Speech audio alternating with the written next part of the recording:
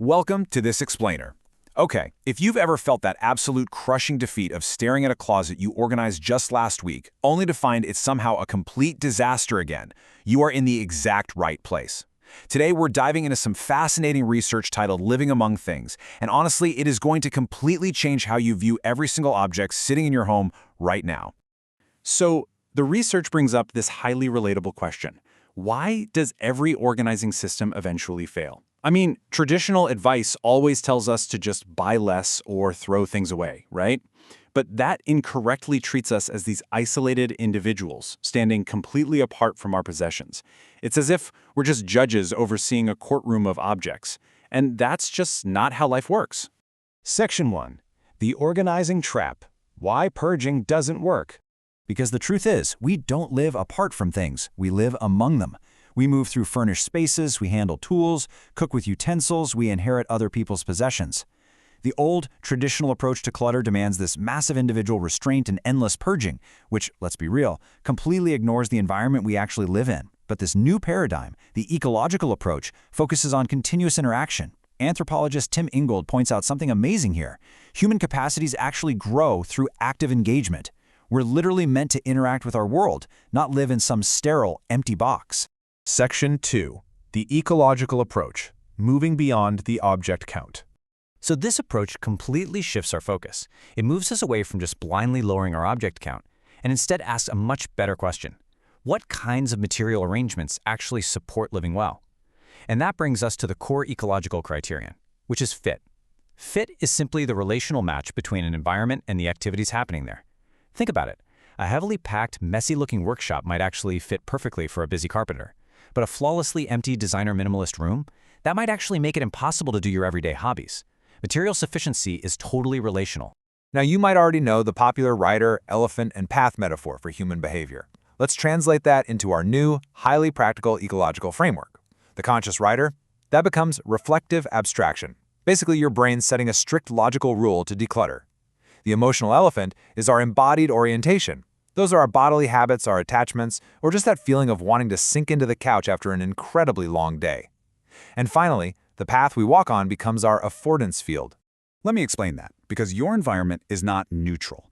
It constitutes an affordance field that dictates exactly what actions are inviting and which are impossibly difficult. This field is made up of all the structured physical possibilities surrounding you. It's that deep closet that easily hides junk, or the local donation center that for some weird reason is only open on Tuesdays between 10 and noon. And yes, it is absolutely that highly dangerous one-click shopping app permanently logged into your phone.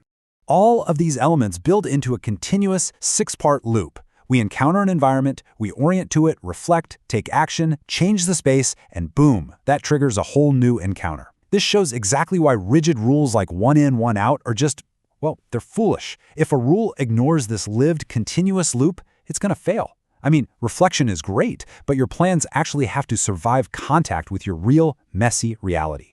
Section 3. Clutter as blockage. The home is a cue. We really need to abandon this idea that clutter is some kind of personal moral failure of having too much. Instead, listen to this absolute gut punch of a quote from Jennifer Howard. Clutter is delayed decisions. Wow. Think about that stack of mail sitting on your counter right now. It's literally a monument to delayed choices.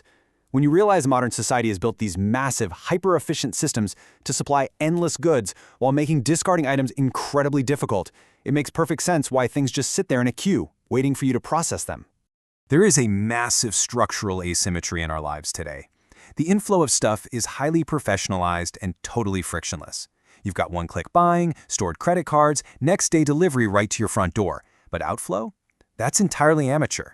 You have to notice an item is obsolete, hunt down a cardboard box, map out a donation center, and haul the whole shebang in your car on a Saturday morning. This huge imbalance inevitably turns your closets and garages into entirely blocked queues. So how do we clear the queue? Well, Adam Minter's work gives us this brilliant circulation hierarchy. Try to think of your home as a living metabolism. You have to maintain viable relationships with objects while they're alive, meaning you actually use them and repair them. But when an item is better suited for someone else, you pass it on. You recover materials if you can, and you dispose of it in the trash only as an absolute last resort. Section 4. Ergonomics and Aesthetics. Rethinking Form and Function.